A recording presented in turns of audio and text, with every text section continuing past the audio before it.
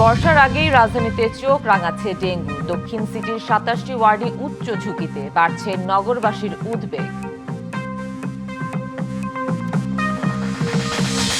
দ্রুত বিচার প্রক্রিয়ায় শিশু রামিসা ধর্ষণ ও হত্যা মামলার রায় কাল। সোহেল ও তার স্ত্রীর ফাঁসি চায় রাষ্ট্রপক্ষ।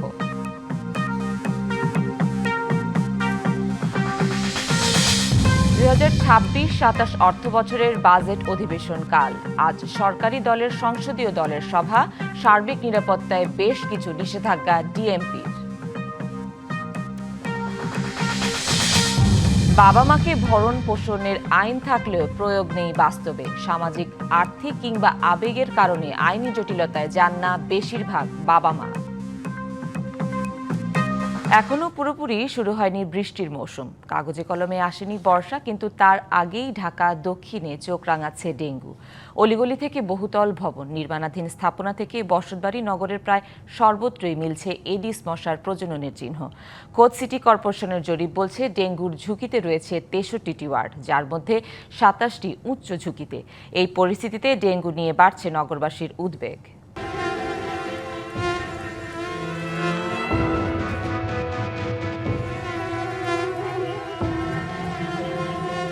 এখনো শুরুই হয়নি ডেঙ্গুর মৌসুম, কিন্তু আগেই উপস্থিতি জানান দিচ্ছে এডিস মশা। ঢাকা দক্ষিণের অলিগলি, আবাসিক ভবন, নির্মাণাধীন স্থাপনা সর্বত্রই মিলছে এডিসের প্রজননের চিহ্ন। বর্ষা মৌসুমের আগে লার্ভা জরিপে ঢাকা দক্ষিণ সিটির ৬৩টি ওয়ার্ডেই পাওয়া গেছে উদ্বেগজনক তথ্য। মশার ঘনত্ব নির্ধারিত নিরাপদ মাত্রা ছাড়িয়ে যাওয়ায় সব ওয়ার্ডেই ডেঙ্গু সংক্রমণের ঝুঁকিতে। জরিপের ফলাফল বলছে সবচেয়ে বেশি লার্ভা মিলছে বহুতল ভবনে, এরপর রয়েছে স্বতন্ত্র বাড়ি ও নির্মাণাধীন ভবন, অর্থাৎ নগরের প্রায় প্রতিটি স্তরেই তৈরি হয়েছে এডিস মশার নিরাপদ আবাসস্থল। এমন বাস্তবতায় বাসিন্দাদের মধ্যে বাড়ছে উৎকণ্ঠা, বেশি ভয় শিশু ও বয়স্কদের নিয়ে। রিক্সে আসে অবশ্যই, ডেঙ্গু তো রিক্সে আমরা এই শিশু বাচ্চাগুলো তো ঠিক মতন থাকতে পারি না। আমরা ঝুঁকিতে আছি, অন্ত ওষুধপত্র কিছু দেয় না। সিটি কর্পোরেশনের লোকগুলা আয়া দেখা ওই মাথা জায়গায়, ওই কোন জায়গায় যে ওষুধগুলো দেয় হারেই জানে। আতঙ্কিত সব আসেই, এখন ওষুধ নেই তো না, আতঙ্কিত হবেই। ডেঙ্গু এখন একটি রোগের ভয় নয়, এটি হয়ে উঠেছে নগরবাসীর নিত্যদিনের উদ্বেগ। আগে যেরকম মশার ওষুধ টষুধ দিত, এখন তো আর কম দিচ্ছে আর কি, তো বাড়তেই পারে।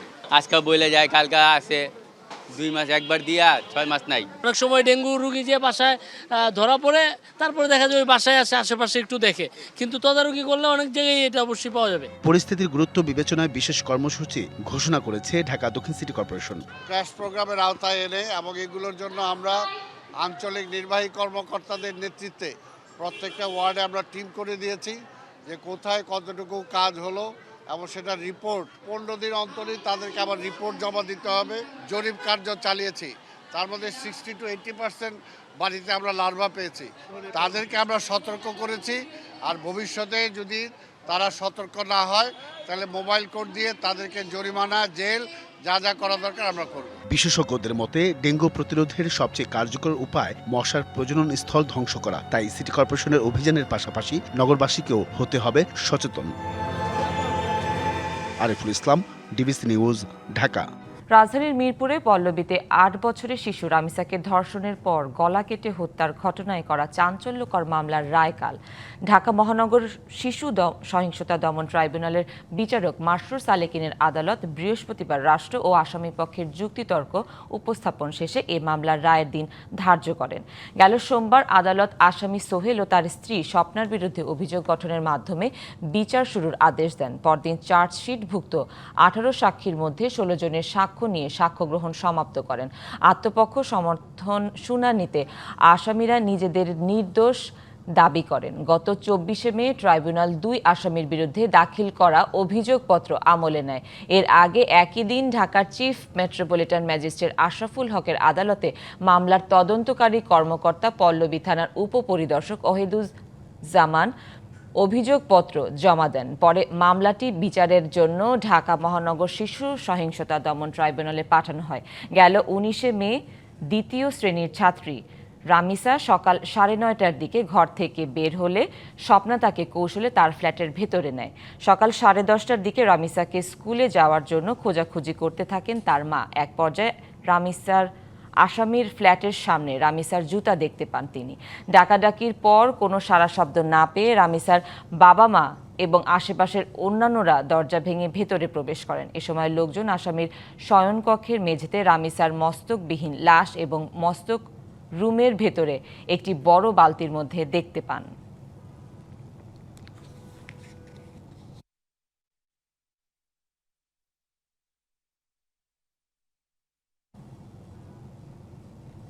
$2026-27 অর্থবছরের বাজেট অধিবেশন শুরু হচ্ছে কাল বেলা 3টায়। আগামী 11 জুন বিএনপি নেতৃত্বাধীন সরকারের পক্ষে অর্থমন্ত্রী আমির খসরু মাহমুদ চৌধুরীর বাজেট উপস্থাপন করবেন। অধিবেশনের আগে আজ সরকারি দলের সংসদীয় দলের সভা রয়েছে। অন্যদিকে সার্বিক নিরাপত্তায় সংসদ এলাকায় বেশ কিছু নিষেধাজ্ঞা আরোপ করেছে ঢাকা মহানগর পুলিশ। এটি হবে ত্রয়োদশ জাতীয় সংসদের দ্বিতীয় অধিবেশন।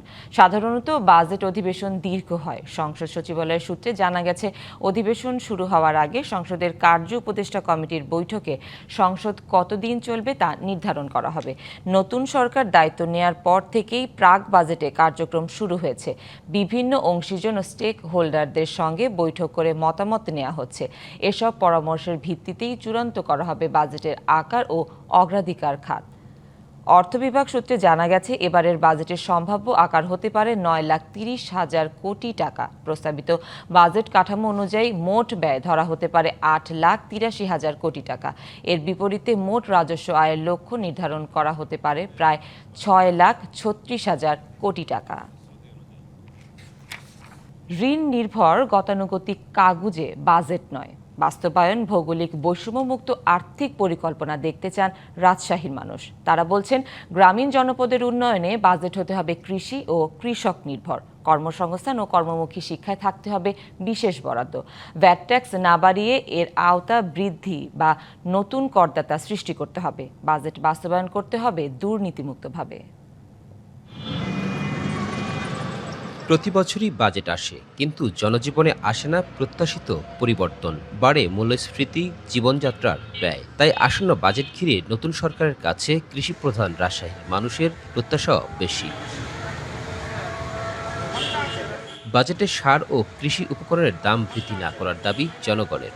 সার, বীজ, কীটনাশক সহ যাবতীয় সহযোগিতা থাকতে হবে। ধানের দাম খুব কম আর সার কীটনাশকের দাম বেশি, এই জন্য সরকারি ব্যাপারে একটু সচেতন থাকতে হবে। কৃষি খাতে যেন উন্নয়ন হয় এবং চিকিৎসা ব্যবস্থা যেন আরও থেকে উন্নয়ন হয়, রাস্তাঘাটে সংস্কার হয়। বাজার সমন্বয় করে বেতন কাঠামো তৈরি, সামাজিক সুরক্ষা, কর্মমুখী শিক্ষা ও কর্মসংস্থান সৃষ্টির দাবিও অনেকের। সামাজিক সুরক্ষা এবং শিক্ষা খাতে সরকার একটা আমূল পরিবর্তন দরকার। এই জন্য বড় ধরনের একটা হচ্ছে যে সরকারের পরিকল্পনা নিতে হবে। কর্মমুখী কল্যাণকামী যে বিষয়গুলো আছে সেটাকে অবশ্যই অগ্রাধিকার দিতে হবে। এই অঞ্চলে শিক্ষা ও স্বাস্থ্য খাতে পর্যাপ্ত বরাদ্দ দেওয়ার তাগিদ শিক্ষকদের। স্বাস্থ্য খাতে বাজেট সেটা বৃদ্ধি করা হোক,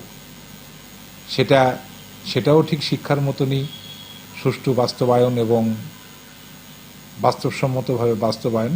বাজেটের আসলে মূল লক্ষ্য উচিত যে কোন খাতে আমাদের কি পরিমাণ দরকার। সরকারের আসলে প্রত্যেকটা বিগত বছরগুলোতে কোন খাতে কেমন ব্যয় হয়, সেই ব্যয়গুলোর প্রেক্ষিতে সরকারের শুধু চিন্তা করতে হবে এবং দিক নির্দেশনা ঠিক করতে হবে। বাজেট মানেই নিত্যপণ্যের ঊর্ধ্বগতি, মূল্যস্ফীতি ও করের বোঝা যেন না হয়। তাই উচ্চাভিলাষী ঋণ নির্ভর বাজেট না করে নতুন করদাতা সৃষ্টি করে রাজস্ব বাড়ানোর পরামর্শ অর্থনীতিবিদদের।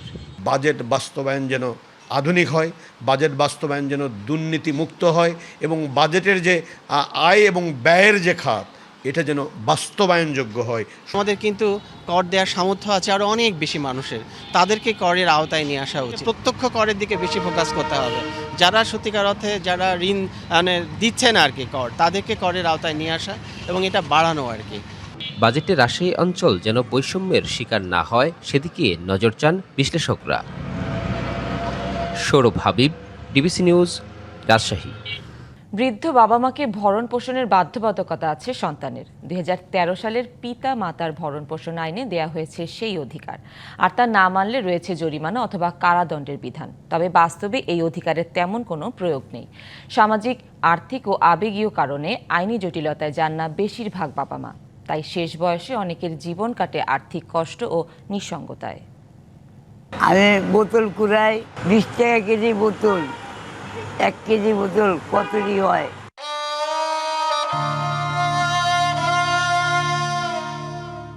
এই দৃষ্টি সন্তানের প্রতি এক বাবার আক্ষেপের।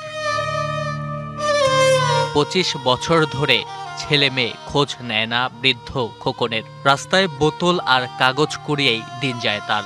বসতঘর নেই, রাত কাটে এই রাস্তায়। আমার হাত ভাঙা গেছে, আমার পিঠ ছুলে গেছে, গাছের থেকে পড়ে গেছি। এখন আমি অচল, রাস্তাঘাটে বোতল কুড়াইয়া আমি কোনো রকম দিন মজুরি চলি। কদিন আগেই 500 টাকার জন্য ছেলেকে মোবাইল ফোনে কল দিয়েছিলেন বাবা, কিন্তু কল কেটে দিয়ে যোগাযোগ বন্ধ রেখেছে ছেলে। অথচ নিজের শখ আহ্লাদ বিসর্জন দিয়ে সন্তানকে আদর যত্নে বড় করেন। বৃদ্ধ বয়সে কষ্টের দিনগুলোতে পাশে নেই কেউ। এক ছেলে নরসিংদী থাকে, তার স্ত্রীর সে থাকে, সে আমার কোনো খোঁজ খবর লয় না। দীর্ঘ 25 বছর ধরে মেয়েও খবর লয় না, কারণ আমি এই রাস্তায় পড়ে রয়েছি। 2 ছেলের জনক হাফিজুল, বয়স 80 কোটায়। এই বয়সেও চালাতে হচ্ছে রিক্সা। একজনকে উচ্চ মাধ্যমিক পর্যন্ত পড়িয়েছেন, কিন্তু সেই ছেলে খোঁজ নেয় না বাবার। আরেক ছেলে তার মতোই রিক্সা চালান, তিনি বাবাকে কিছুটা সহযোগিতা করেন। ওরে আয় পাস করাইছি, টাকা পয়সা যা যাওয়ার গোটা তো গেছে। বিয়ে করবো, দিলাম বিয়ে করাই দেওয়ার 1 বছরও ভাত খাইলাম না, একখানো দিন হয়ে গেল।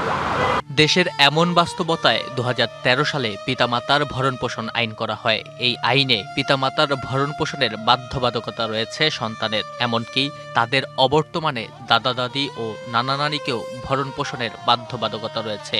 অন্যথায় হতে পারে অর্থদণ্ড বা কারাদণ্ড। ভরণপোষণ বলতে যেটি বোঝানো হয়েছে খাওয়া দাওয়া, বাসস্থান, বস্ত্র এবং তার সাথে একটি গুরুত্বপূর্ণ বিষয় উল্লেখ করা হয়েছে, যেটি হচ্ছে সঙ্গ প্রদান। কোনো সন্তান জোর করে তার পিতামাতাকে বৃদ্ধাশ্রমে রাখতে পারবেন না। যে আদালত বিচার করবেন, আসামি দোষী সাব্যস্ত হয়েছেন, তাকে সর্বোচ্চ তিনি 3 মাসের সাজা প্রদান করবেন, সাথে তিনি 1 লক্ষ টাকার অর্থদণ্ড প্রদান করতে পারেন। আইন থাকলেও দেশে এ সংক্রান্ত মামলা 1%-এরও কম। এই আইনে পিতামাতা তার সন্তানের বিরুদ্ধে মামলা হয়েছে, এর সংখ্যা কিন্তু আপনি 1% পাবেন না। সামাজিকভাবে এই সম্পর্কটা যাতে নষ্ট না হয়, এই জন্য আসলে তারা মামলায় যেতে চান না। আইনজীবীর খরচ থাকতে পারে, মামলা প্রত্যেক মাসে মাসে একটি ধার্য তারিখ পড়বে, এইসব জটিলতা বিষয় চিন্তা করে অনেক অসহায় পিতামাতা আসলে তার সন্তানদের বিরুদ্ধে মামলা করেন না। শুধু অবহেলাতেই সীমাবদ্ধ নয়, বাবা মাকে নির্যাতনের ঘটনাও ঘটছে। বর্তমান অস্থির সমাজ ব্যবস্থা ও মানুষের মনস্তাত্ত্বিক পরিবর্তনকেই কারণ বলছেন অপরাধ বিশেষজ্ঞরা। সর্বস্তরের মানুষের কারো না কারো মধ্যে এই মূল্যবোধের অবক্ষয়গুলো আমরা দেখছি। পিতামাতা কিংবা আত্মীয় স্বজনের প্রতি যত্নশীল ভূমিকা পালনের প্রশ্নে মানুষের মানসিকতা পরিবর্তন হয়েছে। এজেন্সি ভিত্তিক সমাজ ব্যবস্থার দিকে ধাবিত হচ্ছে, সেটা আমরা বুঝতে পারছি। শেষ বয়সে বাবা মায়ের ভরণ পোষণের দায়িত্ব আইন দিয়ে পরিমাপের নয়, বরং মানবিক মূল্যবোধের, বলছেন সমাজ বিশ্লেষকরা। নাজমুল হুদা, ডিভিসি নিউজ, ঢাকা। দেশের বিভিন্ন সীমান্তে অনুপ্রবেশের চেষ্টা অব্যাহত রেখেছে বিএসএফ। 24 ঘন্টায় সীমান্তের 4টি পয়েন্ট দিয়ে 88 জনকে পুশিনের চেষ্টা চালায় তারা। সীমান্ত এলাকায় পুশিন ঠেকাতে কঠোর অবস্থানে বিজিবি। চাঁপাইনবাবগঞ্জের গোমস্তাপুর উপজেলার বাঙ্গাবাড়ির সীমান্ত দিয়ে পুশিন করা 6 শিশুসহ 28 জনকে ফিরিয়ে নেয়ার আশ্বাস দিলেও এখন পর্যন্ত তাদের ফিরিয়ে নেয়নি বিএসএফ। ফলে সীমান্তের শূন্য রেখায় মানবেতর জীবনযাপন করছেন তারা। এদিকে সীমান্তে বিএসএফ তাদের জনবল বৃদ্ধি করায় বিজিবিও সীমান্তে জনবল বৃদ্ধি করে কঠোর নজরদারি শুরু করেছে। এদিকে পঞ্চগড়ের বড়বাড়ি সীমান্ত দিয়ে 10 জন নারী, পুরুষ ও শিশুকে বাংলাদেশে পুশিনের চেষ্টা করে বিএসএফ। তবে বিজিবির কঠোর বাধার মুখে তারা বাংলাদেশে প্রবেশ করতে পারেনি।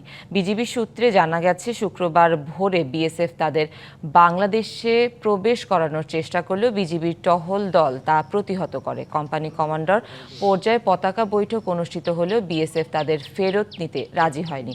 এর আগে শুক্রবার লালমনিরহাট, চাঁপাইনবাবগঞ্জ, নওগাঁ ও পঞ্চগড় সীমান্ত দিয়ে 80 জনের বেশি মানুষকে ঠেলে পাঠানোর চেষ্টা হয়।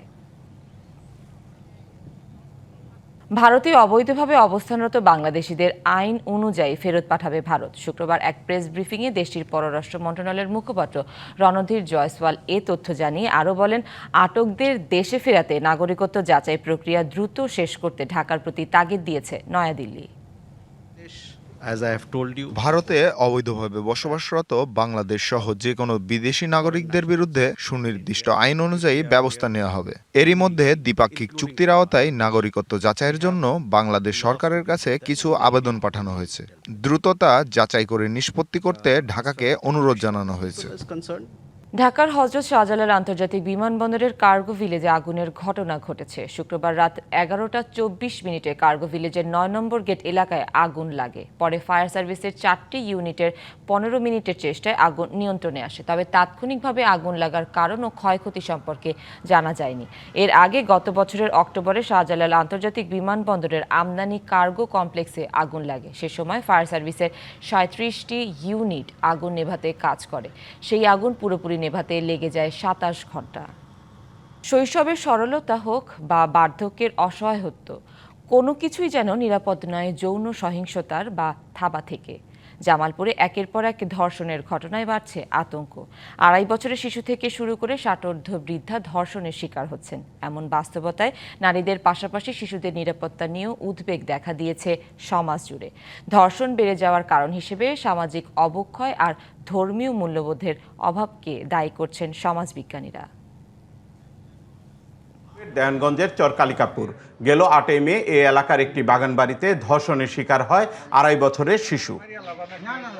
বাগানবাড়ির 900 প্রহরী 45 ঊর্ধ্ব আব্দুল খালেকের কাছে শিশুটি ধর্ষণের শিকার হন। অভিযোগ দায়েরের পর গ্রেপ্তার করা হয় তাকে। শুধু 2.5 বছরের অবুঝ শিশুই নয়, ইসলামপুর উপজেলার গাইবান্ধা ইউনিয়নে 4 বছরের শিশু ধর্ষণের শিকার হয় প্রতিবেশীর কাছে। আবার বকশীগঞ্জের সাধুরপাড়া ইউনিয়নে 4 সন্তানের জননীয় ধর্ষণের শিকার হন। চলতি বছরের এপ্রিল পর্যন্ত জেলায় অন্তত 20টি ধর্ষণ ও সংঘবদ্ধ ধর্ষণের ঘটনা ঘটেছে। ধর্ষণের ঘটনা বাড়লেও বিচারের দীর্ঘসূত্রিতায় আইনের ফাঁক গলে বেরিয়ে যাচ্ছে অপরাধীরা। এতে মানসিকভাবে ক্ষতিগ্রস্ত হচ্ছে ভুক্তভোগী ও তাদের স্বজনরা, সম্মুখীন হচ্ছেন সামাজিক অবজ্ঞার। শিশু থেকে বৃদ্ধা ধর্ষণের ঘটনায় বিচারহীনতাকে দুষছে সচেতন মহল। ধর্ষণটা অতিরিক্ত মাত্রায় বেড়ে গেছে। এটা এতটাই বেড়ে গেছে যে এটা একটি সংক্রামক রোগের মতো যেন ছড়িয়ে যাচ্ছে। 5 বছর থেকে 5 বছরের ছোট্ট শিশু থেকে মহিলা, বৃদ্ধা কেউ বাদ যাচ্ছে না। অভিভাবক হিসাবে আমার মেয়েকে নিয়েও আমি শঙ্কিত। অর্থের বিনিময়ে সব সমাধান হয়ে যায়। আর যারা নির্যাতনের শিকার হয় তারা বেশিরভাগই গরিব মানুষ, আর যারা আসামি তারা বেশিরভাগই দেখা যায় রাজনৈতিক দলের ছায়ায় থাকে এবং তাদের ছায়ায় থেকে তারা মুক্তি পেয়ে যায়। নীতি নৈতিকতার অভাব, গ্যাং কালচার ও পর্নোগ্রাফি আসক্তিতে বাড়ছে বিকৃত মানসিকতা। এর ফলে ধর্ষণের মতো ঘটনা বাড়ছে বলে মত সমাজবিজ্ঞানীদের। একটা স্মার্টফোন কিনে দেয় এবং বিভিন্ন ধরনের আর্টিফিশিয়াল ইন্টেলিজেন্স ব্যবহার করার সুযোগ দিচ্ছি, যার কারণে তরুণদের ভিতরে মানসিক বিকৃত সৃষ্টি প্রবণতা সৃষ্টি হচ্ছে এবং যার কারণে এই তরুণরাই আজকে বিভিন্ন ধরনের সেক্সুয়াল অ্যাসাল্ট, ডোমেস্টিক ভায়োলেন্স এগুলোতে সম্পৃক্ত হচ্ছে। ধর্ষণ ও যৌন নিপীড়ন রোধে জনসচেতনতা তৈরিতে কাজ করার কথা বলছে পুলিশ। আমরা এরকম ঘটনা যদি রিপোর্টেড কোনো না হয় সেগুলো যেন আমাদের কানে আসে, এই জন্য আমাদের বিট অফিসারদের আমাদের অ্যাক্টিভিটি আমরা বাড়াই। তারা যেন স্থানীয় যে জনগণ আছে তাদের সাথে যেন যোগাযোগ রাখে এবং এই রিপোর্টগুলো যেন থানায় রিপোর্ট হয়, এই জন্য আমাদের চেষ্টা তৎপরতা সবসময় থাকে। নির্যাতন ও সহিংসতার ঝুঁকি বিবেচনায় সামাজিক মূল্যবোধ গড়ে তোলার পাশাপাশি শিশুদের গুড টাচ ব্যাড টাচ বিষয়ে সচেতনতা তৈরির তাগিদ বিশেষজ্ঞদের। শুভ্র মেহেদি, ডিবিসি নিউজ, জামালপুর। ঢাকা দক্ষিণ সিটি আয়োজিত ডেঙ্গু প্রতিরোধে সচেতনতার র্যালি কথা বলছেন ডিএসসিসি প্রশাসক আব্দুল সালাম। সরাসরি যুক্ত হচ্ছে সেখানে। প্রস্তুতি নেওয়া হয়েছে, আমাদের নির্দেশ দেওয়া হয়েছে। মাননীয় প্রধানমন্ত্রী আমাদেরকে নিয়ে বসেছেন। মাননীয় প্রধানমন্ত্রী আরো 2 মাস আগে থেকেই আমাদের বলতেছেন যে 2 মাস পরে ডেঙ্গু আসবে, এখন থেকেই প্রস্তুতি নিতে হবে। কাজে সিটি কর্পোরেশন এবং স্বাস্থ্য বিভাগ আমরা মিলে আমরা চেষ্টা করছি, যেখানে আপনারাও যদি কোথাও খবর পান নিজেরা যে আপনার বাড়ির পাশের বাড়িটা পরিষ্কার করছে না, দেখেন আজকে কোথায় কি অবস্থায় আছি। একটা বাড়িতে মহিলা পড়ে মরে আছে, পচে যাচ্ছে, পাশের বাড়ির কেউ কোনো খবর রাখে না, এমনকি তার সন্তানও খবর রাখে না। এটা তো শুভ লক্ষণ হতে পারে না। এটাও কি দায়িত্ব সরকারের? এটা তো নিশ্চয়ই পরিবারের দায়িত্ব, এটা তো নিশ্চয়ই সামাজিকভাবে সে এলাকার দায়িত্ব। আজকে এই ধানমন্ডির লেকের ব্যাপারে আমরা নতুন পরিকল্পনা গ্রহণ করেছি। এই ধানমন্ডি লেকটাকে সুন্দরভাবে, কারণ এটা আমাদের দক্ষিণ একটা ফুসফুসের মতো, এখানে মুক্ত পরিবেশে নিঃশ্বাস নেওয়ার মতো একটা জায়গা, কিন্তু আজকে এটাকে বারবার বলার পরেও এটাকে কমার্শিয়াল মতো আপনারা বানিয়ে ফেলছেন। আমি বলতেছি যে এখানে মেলা উইদাউট পারমিশন, সিটি কর্পোরেশন জানে না এখানে ইজারাদারকে কতটুকু ইজারা দেওয়া হয়েছে, এখানে তাকে কে পারমিশন দিল এখানে এইভাবে মেলা করার। কাজে এইগুলোতে আপনার ধানমন্ডি সোসাইটি এখানে আছেন, আপনাদেরকে বলছি আপনাদেরকে কর্তৃত্ব নিতে হবে। নেত্রকোনায় প্রাথমিক বিদ্যালয়ের মিড ডে মিল বিতরণে নানা অনিয়মের অভিযোগ উঠেছে। এতে শিক্ষক শিক্ষার্থীদের মধ্যে ক্ষোভের সঞ্চার হয়েছে। তবে সমস্যা সমাধানের আশ্বাস শিক্ষা কর্মকর্তার। গেল বছরের সেপ্টেম্বরে সরকারি প্রাথমিক বিদ্যালয়ে চালু হয় মিড ডে মিল নামে পরিচিত স্কুল ফিডিং কর্মসূচি। দেশের ১৫টি উপজেলার ১৯,৪১৯টি বিদ্যালয়ের প্রায় ৩০ লাখ শিক্ষার্থী এই কর্মসূচির আওতায় খাবার পেয়ে থাকে। তবে বছর না পেরোতেই নেত্রকোনা জেলার বিভিন্ন স্কুলে নিম্নমানের খাবার বিতরণের অভিযোগ উঠেছে। বেশিরভাগ স্কুলে পচা বা কাঁচা কলা, নিম্নমানের বানরুটি এবং নষ্ট ডিম বিতরণের ঘটনা ঘটেছে। সপ্তাহে ডিম দেওয়ার কথা, 45 বিস্কুট দেওয়ার কথা, এই মৌসুমি ফল দেওয়ার কথা, এই ইউএসটি দুধ দেওয়ার কথা, কিন্তু আমাদের দেখা যাচ্ছে ডিম যেদিন আসে এই ডিমের সাথে যে আরেকটা আইটেম করা থাকে এটা দেয় না। বাজারে সবচেয়ে ছোট যে ডিমটা, সেই ডিমটাই বাচ্চাদেরকে দেওয়া হয়। আমার বিদ্যালয়ে পাউরুটি এক্সপায়ার ডেট নিয়ে এরকম পাউরুটি আমি পেয়েছি। আমরা বেশিরভাগ কলা ফেলে দেই, বাচ্চাদেরকে দিতে পারি না। কর্মসূচির আওতায় প্রতিটি বিদ্যালয়ে শিশুদের সপ্তাহে 4 দিন বানরুটি সেদ্ধ ডিম, একদিন বানরুটি ইউএসটি দুধ এবং একদিন ফর্টিফাইড বিস্কুট কলা দেওয়ার কথা থাকলেও নেত্রকোনার বিদ্যালয়গুলোতে প্রতিদিন দেয়া হচ্ছে একটি করে আইটেম। সব দিনই পাইছি, গতকালকে আর আজকে পাই নাই আর কি। আর মধ্যে একদিন দিছিল দুইটাই। পাউরুটিটা যে দেয়, পাউরুটিটার ডেট থাকে মানে আজকে দিচ্ছে, আজকেই লাস্ট ডেট। গতকালকে আর আজকে পাই নাই, কিন্তু অন্য প্রত্যেক দিন আমরা খাবার পাইছি। কলার মানে এতটা ভালো না, এগুলো তো আমরা খাইতে পারি না। যদিও সব অভিযোগ অস্বীকার করেছেন প্রকল্প পরিচালক শাওন ফোকান। নিম্নমানের খাবার বা ডেট এক্সপায়ার খাবার বা এরকম কোনো খাবার দেওয়ার কোনো সুযোগ নেই। আমরা এটাকে এনকারেজ করি না। সরবরাহকারী প্রতিষ্ঠান লোকালি যারা কাজ করতে, এমন কোনো কাজ করে থাকে আমাদেরকে যেহেতু আপনারা বলছেন আমরা ওটা দেখব। এদিকে বিষয়টি ঊর্ধ্বতন কর্তৃপক্ষকে জানানো হয়েছে, উল্লেখ করে ধীরে ধীরে সমস্যা সমাধানের আশ্বাস জেলা শিক্ষা কর্মকর্তার। প্রধান শিক্ষকদেরকে আমি নির্দেশনা দিয়েছি, তারা যাতে মানসম্মত খাবার রিসিভ করে, মানসম্মত খাবার যদি না পায় বা দেওয়া না হয় বা এভাবে যদি এটা যদি সরবরাহ করা না হয় তাহলে সেটা রিসিভ না করার জন্য আমরা নির্দেশনা দিয়েছি। নিয়ম অনুযায়ী শিক্ষার্থীদের খাদ্য বিতরণে কার্যকর ব্যবস্থা নেবে কর্তৃপক্ষ, এমনটাই প্রত্যাশা শিক্ষক ও শিক্ষার্থীদের। DBC news desk. বিশুদ্ধ পানির স্বপ্ন দেখিয়ে দফায় দফায় বড় প্রকল্প, ব্যয়ের অঙ্ক ছুঁয়েছে ৫,০০০ কোটিতে। খুলনা ওয়াসার বিশাল এই কর্মযজ্ঞে এরপরও রয়েছে পরিবেশ বিপর্যয়ের শঙ্কা ও সমন্বয়হীনতার অভিযোগ। প্রকল্পের পরিকল্পনা থেকে শুরু করে দরপত্র আহ্বান, কোনো পর্যায়েই মতামত নেওয়া হয়নি বাসিন্দাদের। ১,০০০ কোটি টাকার প্রকল্প, 2 দফায় ব্যয় করা হচ্ছে প্রায় ৫,০০০ কোটি টাকা। তারপরও খুলনাবাসীর প্রশ্ন, কল খুললে মিলবে কি বিশুদ্ধ পানি? খুলনা ওয়াসার হিসেবে দৈনিক চাহিদা ১৮০ মিলিলিটার হলেও সরবরাহ করা হচ্ছে ১২০ মিলিলিটার। প্রথম দফায় ২০১৮ সালে ২,৪০০ কোটি টাকার প্রকল্প বাস্তবায়নের পরও মেটেনি পানির সংকট। ওয়াসার পানি তো একে তো ঠিক মতন আসেই না, আর একটা বিষয় হলো পানিতে দুর্গন্ধ। ওয়াসার পানিতে লবণাক্ততা আছে, ময়লা আছে, আবর্জনা আছে, যেটা খাওয়ার উপযোগী নয়। রাবিশ সেইগুলি উঠে আসতেছে এই পানিতে, মনে হচ্ছে এই লাইনটা মনে হয় ক্লিয়ার না। ঘাটতি পূরণে দ্বিতীয় দফায় ২,৫৯৮ কোটি টাকার নতুন প্রকল্প হাতে নেওয়া হয়েছে, যার ৬২% অর্থ আসছে এডিবির ঋণ থেকে।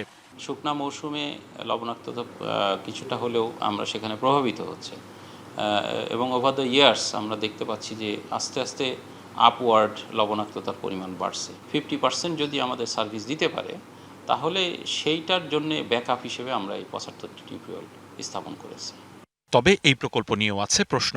নোনা পানি হলে আমরা নোনা পানি সেটাকে ট্রিটমেন্ট করে কিভাবে দেব? অনেক বাজেটের কারণে সেটা বাদ দিয়ে এই পানি সরবরাহের ব্যবস্থা করা, যে কারণে অনেক সময় নোনা পানি চলে আসতেছে। এখন যেটা হচ্ছে যে একটা মাথামারি প্রশাসনে পরিণত হয়েছে এবং নগরবাসীর থেকে এক ধরনের বলা চলে যে বখরা আদায় করে কিছু মানুষের মোটা তাজাকরণ প্রকল্প হয়ে গেছে ওয়াসা, তাদের ভোগ বিলাসিতার ব্যবস্থা হয়ে গেছে।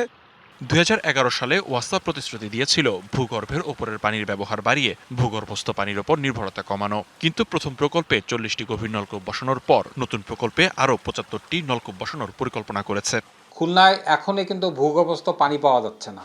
এর মধ্যে আবার যদি ওয়াসা নূতন করে যদি এই প্রকল্পগুলো করে, তাহলে এই প্রকল্প যদি ফেল করে, তাহলে এর জবাবদিহিতা কোথায়? প্রকল্পের শেষে দৈনিক 5 থেকে 10 কোটি লিটার ভূগর্ভস্থ পানি তুলতে চায় ওয়াসা। বিশেষজ্ঞরা একে বলছেন আত্মঘাতী। শহরের মধ্যে আমরা কাছাকাছি অনেকগুলো গভীর নলকূপ বসাই, আমাদের ভূগর্ভস্থ পানি নিচে নামবে এবং ভূগর্ভস্থ পানি নিচে নামার সাথে সাথে লবণাক্ততা দ্রুত সেই লবণ পানি সেই জায়গাটায় কাভার করবে। কাভার করলে এতে হবে কি, আমরা আসলে সমুদ্রের লবণ পানিকে আমন্ত্রণ জানাবো। প্রকল্পে খুলনার পরিবেশগত বাস্তবতা উপেক্ষিত বলছেন পরিবেশ কর্মীরা। এই প্রকল্পটা বন্ধ করা প্রয়োজন। একে লোনের প্রকল্প, আমরা ঋণগ্রস্ত হব, আমরা পরিবেশ ক্ষতি করব এবং স্থায়ীভাবে আমাদের গ্রাউন্ড ওয়াটারকে আমরা ধ্বংস করে ফেলবো। 3টে ক্ষতি হবে এই কাজ করলে। ভূগর্ভস্থ পানির ওপর এই বাড়তি নির্ভরতা সাময়িকভাবে সংকট কমালেও দীর্ঘমেয়াদে খুলনার জন্য ভয়াবহ পরিবেশ বিপর্যয় ডেকে আনতে পারে এমন শঙ্কা করা হচ্ছে। DBC news desk. ঢাকা দক্ষিণ সিটি আয়োজিত ডেঙ্গু প্রতিরোধে সচেতনতা র্যালিতে কথা বলছেন স্বাস্থ্য পরিবার কল্যাণ মন্ত্রী সরদার মোহাম্মদ শাফকাত হোসেন। সরাসরি চলে যাচ্ছি সেখানে। একটু জনগণকে সচেতন করার লক্ষ্যে এই জিনিসগুলি যা আমি বলেছি, যা প্রশাসনিক কর্মকর্তা আমাদের প্রশাসক বলেছেন, যা আমাদের সচিব মহোদয় বলেছেন, বাড়ির ভিতরের আঙ্গিনা, বাড়ির ভিতরের ছাদ, বাগান ছাদ, বাড়ির ভিতরের ড্রেন, বাড়ির ভিতরের ল্যাট্রিন, এগুলি সব পরিষ্কার রাখতে হবে। যেইগুলি মশাকে জন্মে, এই যে বললেন আমাদের প্রশাসক সাহেব, কত 60%? কয়টা ওয়ার্ডে? 75টা ওয়ার্ড। কয়টাতে পাইছেন? 28টা ওয়ার্ডে সিরিয়াস। 28টা ওয়ার্ডে সিরিয়াসলি ডেঙ্গু লার্ভা পাওয়া গেছে। বলেন এগুলি যখন ফ্লাইং হয়ে যাবে, অ্যাডাল্ট মশা হয়ে যাবে, তো দূর হয়ে কামড়াবে আমাদেরকে, কত হাতে থাপড়াবো বলেন। কাজে সংবাদ এই ছিল এখনকার মতো। ডিবিসি নিউজের সংবাদগুলো পড়তে ভিজিট করুন dbcnews.tv আর ভিজিট করুন ডিবিসি নিউজের ফেসবুক পেজ এবং ইউটিউব চ্যানেল। সাথেই থাকুন।